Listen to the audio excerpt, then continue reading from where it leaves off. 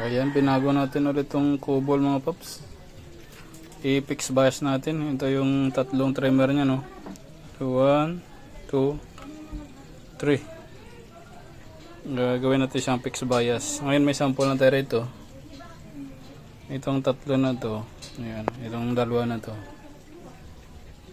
Ito na yan. Ginawa nating tagwa 1K.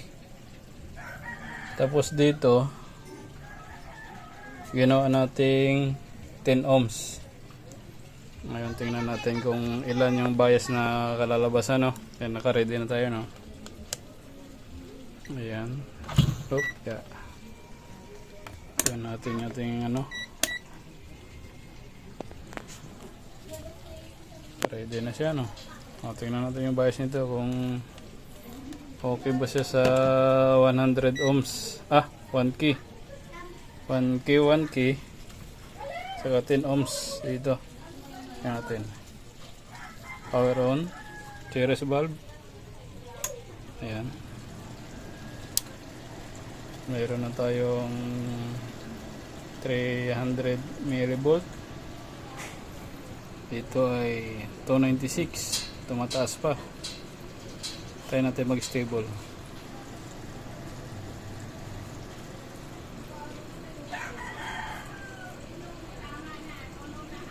Parang okay na rin siya sa ganyan, ah.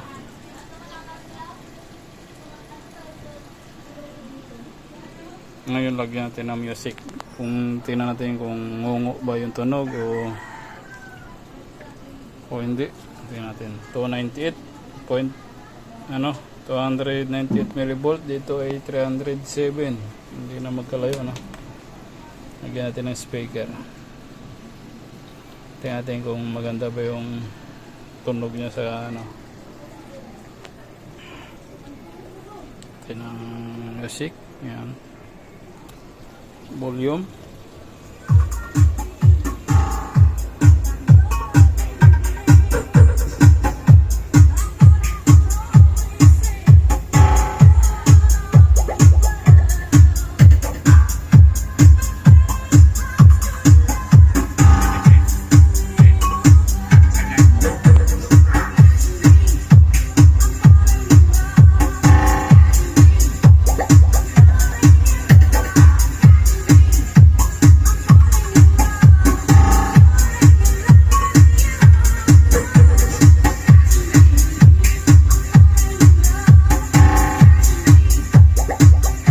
Malinaw siya, no? Siguro tama na tayo sa ganito. 10 ohms dito at dito tagwa 1K. Yan na lang gagayahin natin dito, no? Okay naman siya. O, hindi naman mahina at saka hindi ngungo ang tunog, no? Malinis.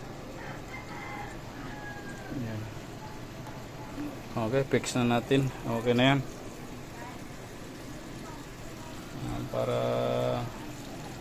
hindi natin problema pag ano, saka kung bumigay yung ano, kaya bumigay yung trimmer nya, siyempre sa katagalan yung trimmer nya.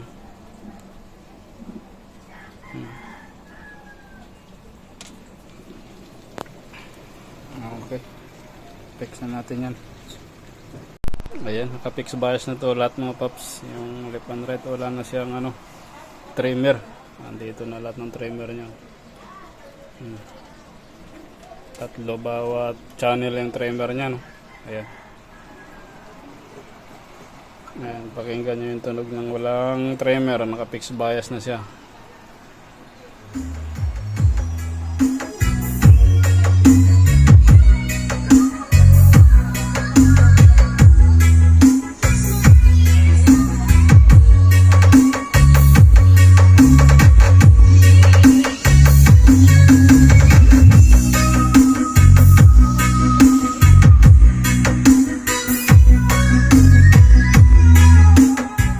Ayos din, ha? Okay na to. Malinis yung tunog.